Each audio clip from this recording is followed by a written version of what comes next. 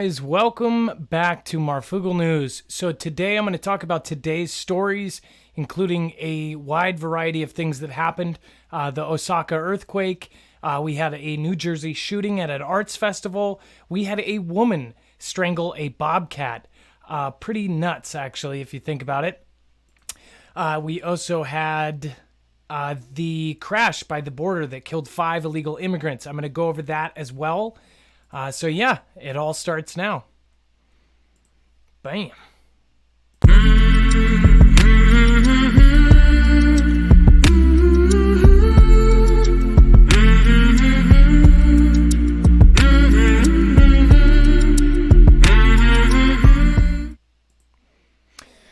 All right, guys. So first off, I wanted to let you know that I want to thank you guys. A lot of you have kind of realized what I've been going through in real life, and you've been reaching out to me. So I really appreciate it. Just want to get that out of the way. To any of you who have not subscribed yet, or even just you're subscribed and you haven't pressed the bell, make sure to do that. I'm getting lots of weird messages. I have no idea how long this ability will actually be here. So I am live right now. If you guys feel like you want to say something in the chat, say it. I've got the chat pulled up right in front of me. I will try to get to questions later on in the stream. All right, guys. So I have a few things pulled up. This is one of the craziest things I've heard today. Now, every day it seems like there's some sort of story like this. But it says, Georgia grandmother strangles a rabid bobcat to death after it attacked her. Now, this actually goes into the details of it. This woman was actually putting a bumper sticker on the back of her new truck that said, women who behave rarely make history. I think we've all seen this bumper sticker, but she was literally putting it on the back, goes back inside, grabs her camera, goes outside to take a picture of it, probably for Facebook or something, and she sees this bobcat. The picture on the screen is the actual bobcat. She took that and she said basically its first step, she knew she was in trouble. So it leapt up. I guess she ended up breaking fingers. What she did is she pushed it away, and then she ended up getting her hands around his neck, and she strangled it to death. Mind you, she had a 5-year-old granddaughter sleeping inside with the door open. So she was pretty worried. She literally killed this bobcat. And not to mention, we're not talking about a normal bobcat. We're talking about a rabid bobcat. So it's insane in the head. Like, these things can be extremely strong. Bobcats are not like a cat. Imagine like the strongest, biggest cat you've ever seen, times that by 3. That's what you get with a bobcat. Bobcats can kill. Now, by the looks of it, it looks kind of small, but that looks like maybe an 18-inch tire. You're talking, that thing was at least 2.5 feet, and they are strong. So having it be, an elderly grandmother strangling it to death is incredibly, incredibly impressive. It looks like she's actually started a GoFundMe or a fundraiser. She's already raised $26,000, but that might sound like a lot, but just her shots that she got for rabies cost $10,000. Think about that, guys. Her shots costed $10,000. That's how messed up our medical system is. I won't say any more. That's like a whole show in itself.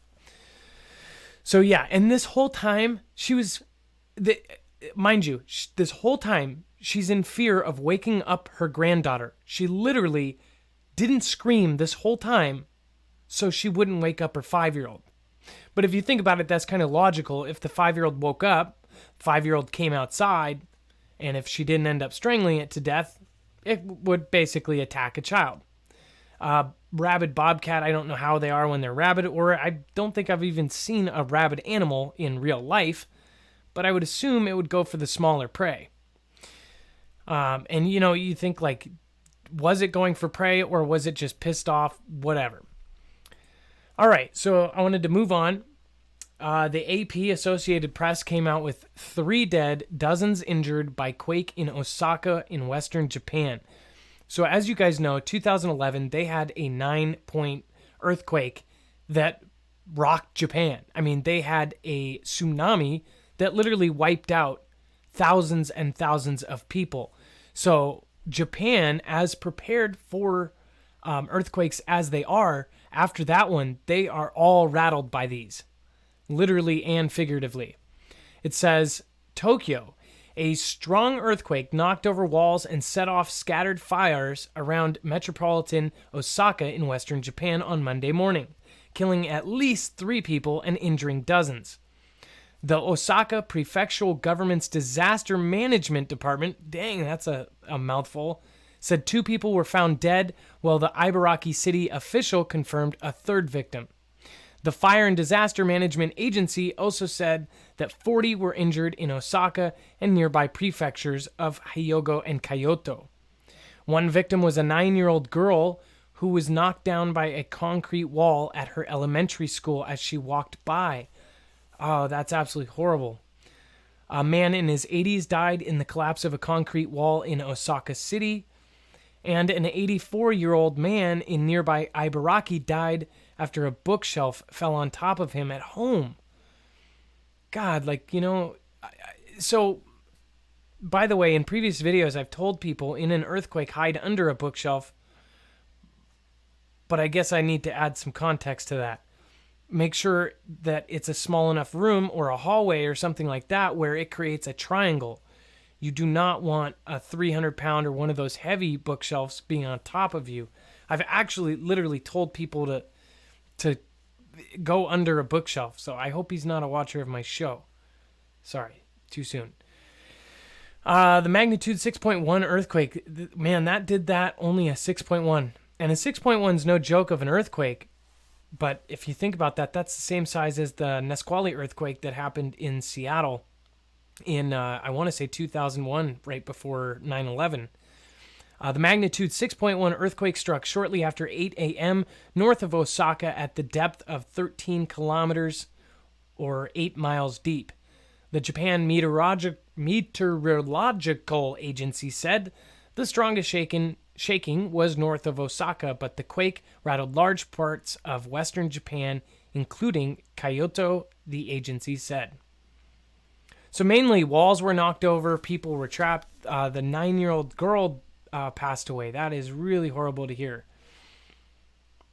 It says the morning commute was disrupted as dozens of domestic flights in and out of Osaka were grounded, while train and subway service in the Osaka area, included the bullet train, were suspended to check for damage. Yeah, imagine being on a bullet train when something bigger than that happens. That's literally going 200 miles an hour. I want to say what's up to Texan Tom, Tracy Adams, Joe Mama, Heather Coase, Bridget H. And it looks like there's quite a few people in here. So thank you guys for coming. I will get back to you guys in just a moment. All right, so the next story was a gang shootout at a New Jersey arts festival. Kills 1, injures 22. So it sounds like there was some crossfire here. Let's see.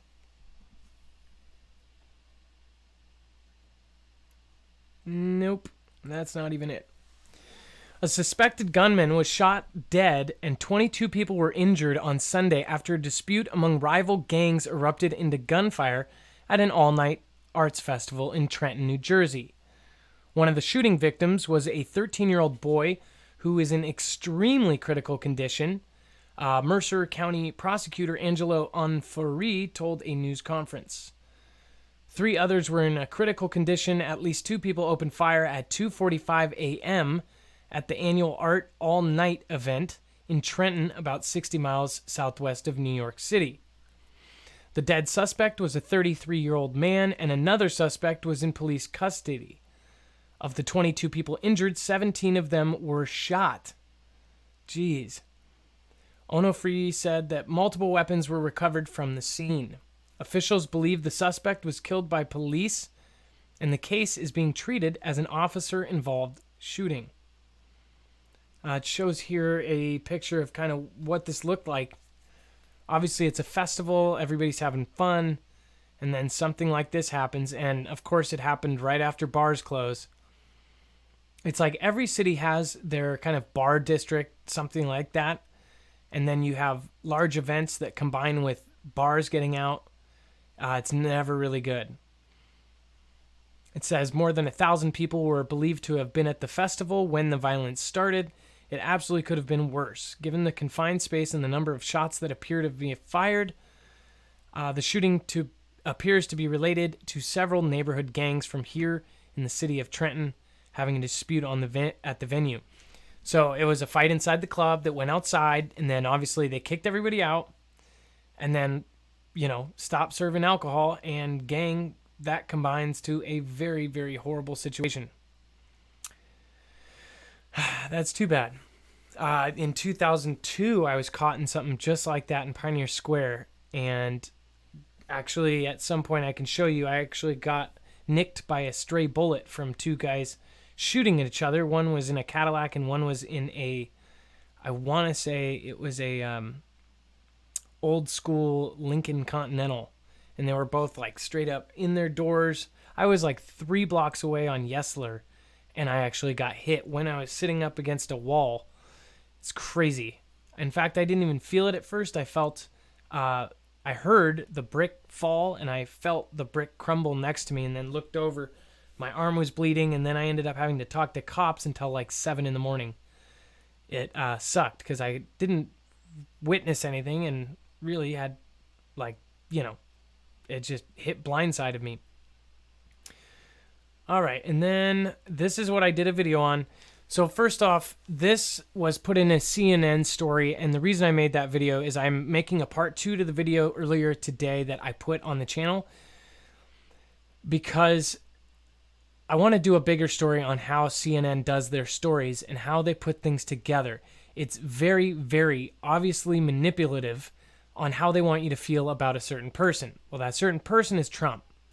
Now, I have declared I'm not 100% the biggest fan of everything Trump does, but I do say we need to be a country undivided. And as far as Trump getting elected, it happened. Get over it. It's another 1.5 years until you have a legal chance to replace him. If he does something so crazy, your next president that you elect, you can ask him to undo it.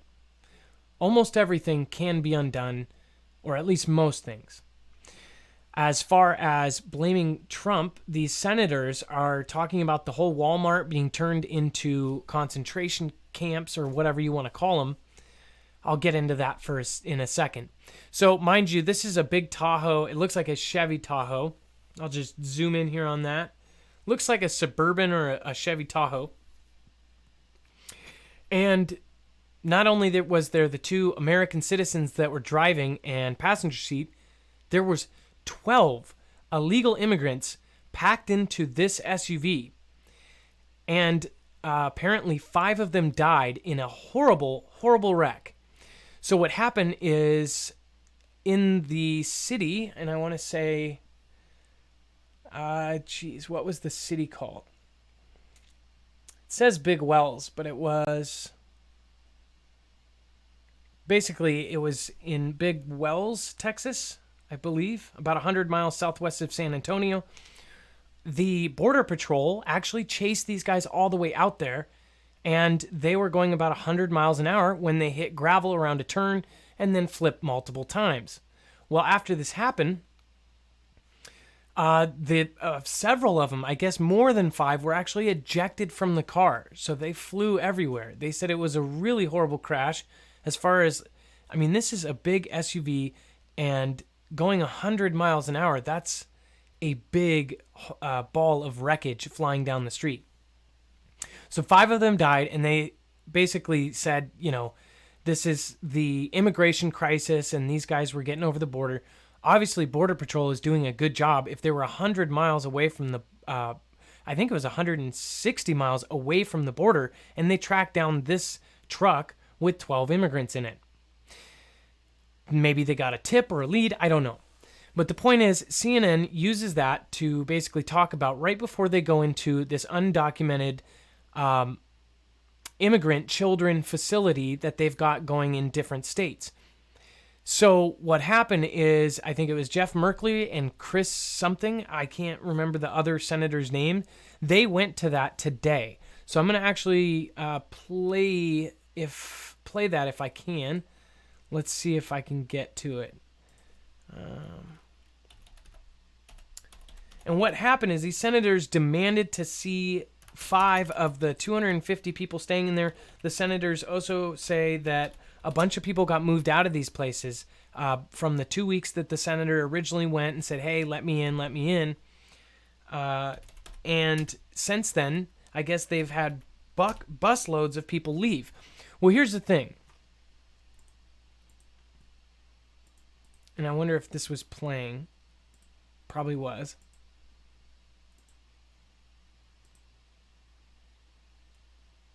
And for some reason, I've got no audio on the desk. Let's see.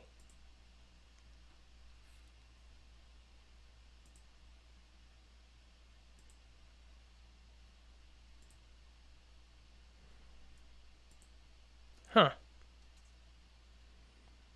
Video capture device.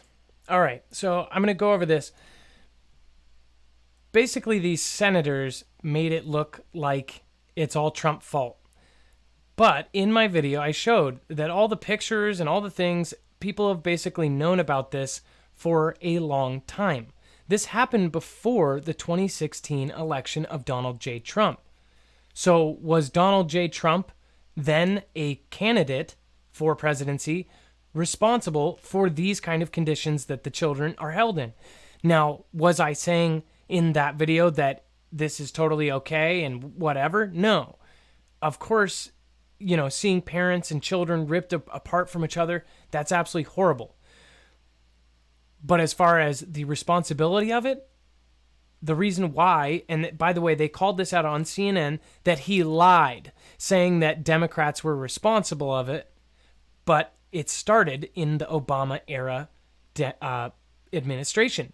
So technically, the Democrats are responsible for it.